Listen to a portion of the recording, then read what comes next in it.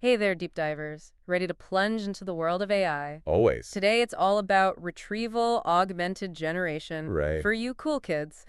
It's where AI goes from just writing like us Yeah. to actually thinking like us. Thinking like us, using information. It's not just those basic chatbots anymore. Right. With RAG, AI can tap into massive databases. I'm talking real facts and figures. So, like, instead of spending hours researching, your Research. AI assistant whips up that report, complete with citations from, like, all of Wikipedia. Exactly. Okay, but before we get to all that cool stuff, Yeah. why do we even need RAG in the first place? Aren't AI models smart enough already? That's the thing. They're impressive, sure, Oh, yeah. but they have these, like, blind spots. They're great with patterns, Okay. but when it comes to precise knowledge, not so much. They might give a decent answer, but sometimes. Sometimes. Well, they mix up facts or even make things up entirely. Like that friend who's read a ton but can't remember the exact detail. Totally. And updating those models, oof. Every time there's a new discovery, you have to retrain the entire thing. Which is... A nightmare. So inefficient. So RAG just sidesteps that by giving AI direct access to this constantly updating knowledge base. Exactly. It's a game changer. Enough teasing. How does this RAG thing actually work? All right. So at its core, two key components, the retriever and the generator. Okay, I'm listening. Think of the retriever like the ultimate search engine, scouring through a massive database, finding the most relevant stuff based on what you ask. So if I ask about, I don't know, the history of the internet, Boom, it pulls up every relevant Wikipedia article just like that. instantly. Then comes the generator. That's the part that writes the actual output. Okay. But here's where it gets cool. Because of the retriever, it now has access to all those facts. Oh, wow. So it can write something way more accurate and grounded. So it's like the generator gets a cheat sheet before it starts writing. Exactly. But hold on, isn't retrieval already used in, like, question answering? Good point. But this is about generating creative text. We're talking stories, articles, even Yeah. Jeopardy questions written by AI. Whoa, okay, that's next level stuff. But before we jump into results, can we just Yeah. briefly explain those two RAG variations, RAG sequence and RAG token? Of course, so RAG sequence. Retrieved info is used for the entire output. Think of it like writing based on a single source. One source for the whole thing. Right. With RAG token, it's pulling different bits for every word. Oh, wow. So one sentence might be from Wikipedia about the internet, then the next about social media, like weaving together a bunch of different sources. Okay, enough theory. Let's see it in action. What can RAG actually do? Well, they started with open domain question answering, basically asking it any question you can think of. And how did it do? It crushed the competition.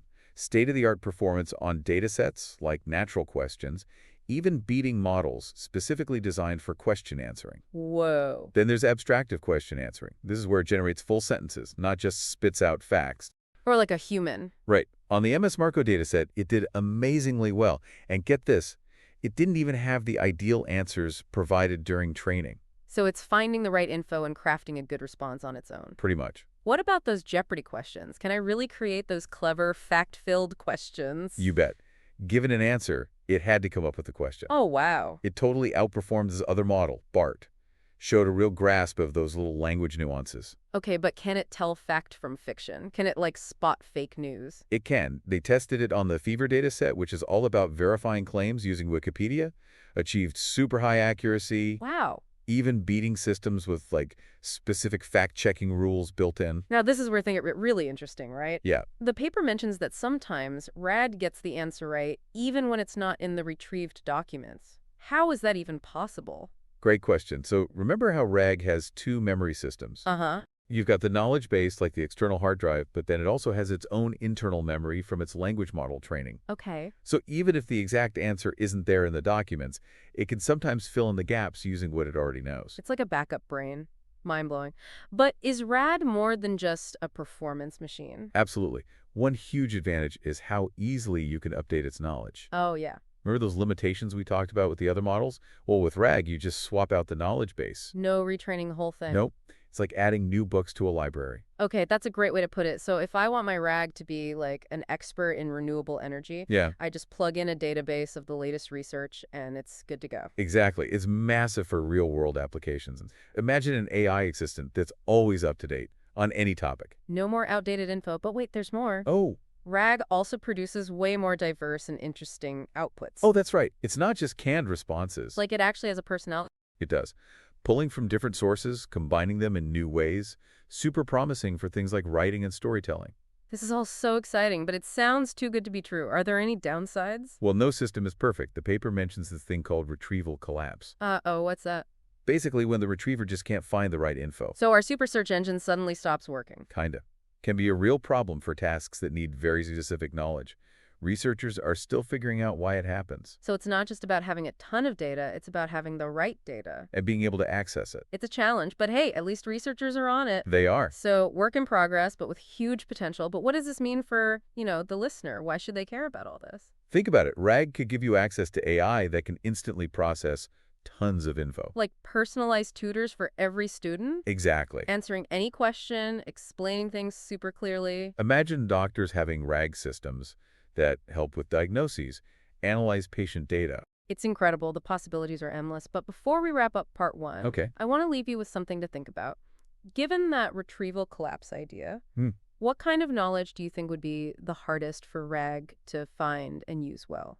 That is a great question. Really gets at those challenges in making AI truly understand the world. And on that note, we'll wrap up part one of our RAG adventure. Back for more RAG deep diving. You know it. Still processing that whole backup brain thing. It's wild, right? AI coming up with answers even when they're not right there in the data. Totally.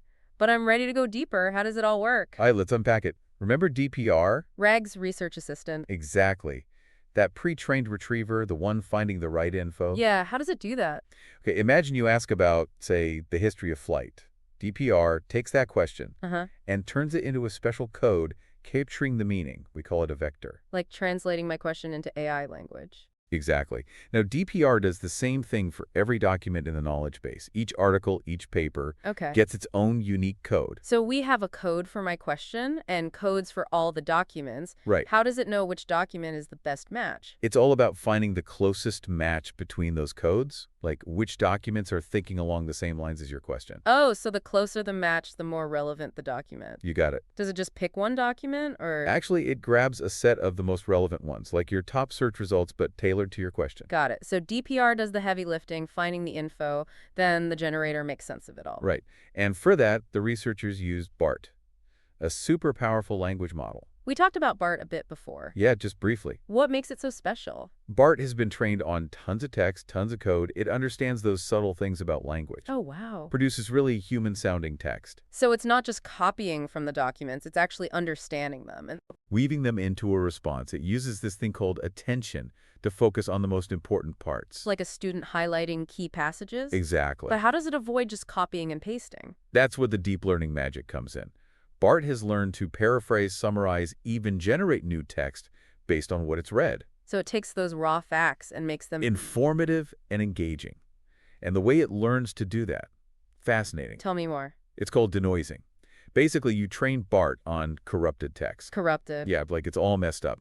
And BART has to figure out the original, clean version. So it's like a textual detective. Exactly. And that makes it perfect for working with those retrieved documents. Because they might be messy or have some irrelevant stuff mixed in. Right. So DPR finds the info, BART cleans it up and makes it beautiful. They sound like a great team. How do they learn to work together so well? They do this thing called end-to-end training, learning and improving as a unit. Ah, so it's not each part doing its own thing. They're actually... Constantly communicating, getting better at working together. Like a basketball team. Okay, I get it. So we've got this amazing system. It's trained. It's ready. What happens next? How does it actually produce the output? Great question. That's called decoding. And RAG sequence and RAG token do things a little differently. Oh, right. Those two variations. Yeah. With RAG sequence, it's pretty straightforward. Same info for the whole output, so they use this standard method called beam search. Beam search. It's like exploring a tree of possible word choices, always looking for the path that leads to the most coherent sentence. Interesting. But RAG token is more complicated, right? It is, because now the best word at each step might come from a different document. Researchers have come up with some clever techniques to handle this. Oh, wow. Like, One approach considers each word in context, but also uses those bits of retrieved info, which are constantly changing. so it's like writing a story where every word has a different inspiration. That's a great way to put it. And the cool thing is, RAG token can still generate really good text, even with that added complexity.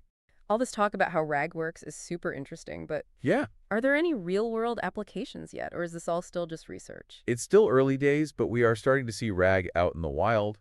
Some companies are using it for customer service chatbots, for example. Oh, interesting. So instead of those generic pre-programmed responses, these chatbots can actually Access a whole knowledge base. exactly give you more personalized and helpful info. No more. Have you tried turning it off and on again? Right. And in education, some folks are working on RAG-based tutoring systems. Ooh, personalized learning. That's the idea. Systems that adapt to each student, provide custom explanations and feedback. So no more one-size-fits-all learning. Every student gets what they need. Exactly. And as the technology gets better, we can expect to see even more applications in all sorts of fields. It's a really exciting time to be following this research. It is. Before we move on, you mentioned earlier that RAG can be easily updated with new info just by swapping out the knowledge base. Oh, yeah, that's a big one. Can you tell us more about that? Absolutely. It's one of RAG's superpowers, Okay. Traditional models, you have to retrain the whole thing to add new info. Right, which takes forever. But with RAG, you just plug in a new set of documents. Done. So you're saying instead of retraining the entire AI, we Yeah. just add some new documents and it's instantly up to date. Exactly. Like adding new books to a library. You don't have to reteach the librarian how to read. Okay, I love that analogy. So if I want my RAG to know about like the latest advancements in renewable energy, Mhm. I just give it access to a database of current research articles. Boom. Up to speed. It's huge for fields where staying current is critical, like finance, medicine. It's amazing we can update AI's knowledge as easily as we update our own, just by reading new stuff. Exactly. It's one of the reasons why RAG is so promising. We've covered a lot of ground. We have lots of technical stuff, but Yeah. there's also the bigger picture. In part 3, we're going to step back and think about the wider implications of RAG. Ooh, I like where this is going.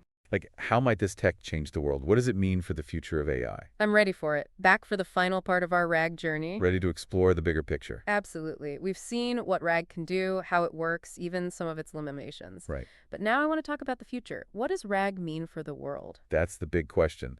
Like any powerful tool, we got to think about the good and the bad. Okay, let's start with the good stuff. How could RAG change the world for the better? Well, imagine everyone having access to complex info, no matter who they are. Whoa! Everyone understanding complex stuff, that could be huge. Exactly. RAG could make knowledge truly democratic. Democratic knowledge, I like that. People could learn easier, solve problems better, make smarter decisions. I can see it now. Search engines powered by RAG. Yeah. Instead of just links, they give you the answers, clear and concise. And what about education? Personalized AI tutors for every student, Oh yeah, those RAG-based tutoring systems we talked about. adapting to each student's learning style, giving them exactly what they need. No more struggling to keep up. Everyone gets the help they need. And it goes way beyond education. Think healthcare, finance, law, Doctors having AI that instantly analyzes patient data, right? researching the latest treatment, Even helping with diagnoses. and lawyers using RAG to research case law, draft documents. Yeah, imagine that. What about the creative fields? Artists, writers, musicians, They could use RAG to overcome creative blocks, get new ideas, even collaborate with AI. like a whole new level of creativity. Exactly. Humans and AI working together. It's an exciting thought. But we gotta be real, right? Are there downsides too? Of course, every powerful tech has its risks. Remember that retrieval collapse we talked about? Where RAG can't find the right info. Right. That could lead to some problems, especially for tasks that need very specific knowledge. Are there other things to worry about? Well, we need to make sure RAG is used ethically. Yeah, like any AI, it could be misused. We need safeguards to prevent that. Make sure it's not used for, like, spreading misinformation or propaganda. It's a tricky balance. It is. But we got to have these conversations, figure out the guidelines for developing and using RAG responsibly. We need to be careful, but also embrace the potential, right? Absolutely. It's all about finding that balance. This has been an amazing deep dive. It's mind-blowing to think about how RAG is, like Yeah. blurring the lines between AI and human intelligence. It is. Pushing the boundaries of what's possible. I'm so curious to see where it goes from here, what new applications we'll see. Me too. The future of AI is unfolding right before our eyes. Well said. And on that note, we'll wrap up our exploration of retrieval augmented generation. It's been a wild ride. Thanks for joining us. And keep diving deep.